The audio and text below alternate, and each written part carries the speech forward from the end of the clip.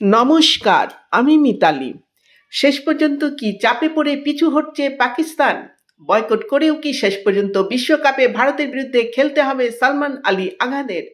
রবিবার Pakistan cricket board ও আইসিসির বৈঠকের পর তেমনটাই দাবি করেছে একাধিক সূত্র। তাদের দাবি, বিভিন্ন দিক থেকে পাকিস্তানের ওপর চাপ আসছে। এই পরিস্থিতিতে আইসিসির দাবি মেনে খেলতে রাজি হয়েছে তারা।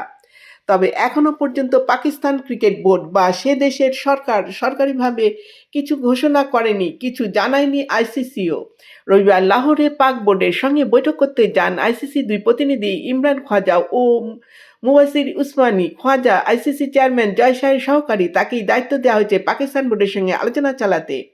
পুরো বিষয়টির দিকে নজর রেখেছেন আইসিসির সিও সংযোগ গুপ্ত। টাইমস অফ ইন্ডিয়া জানিয়েছে সেই বৈঠক হয়েছে, সেখানেই পাকিস্তানের পিছু হটার ইঙ্গিত পাওয়া গিয়েছে। নমস্কার, ভিডিওতে একটি সাবস্ক্রাইব করুন।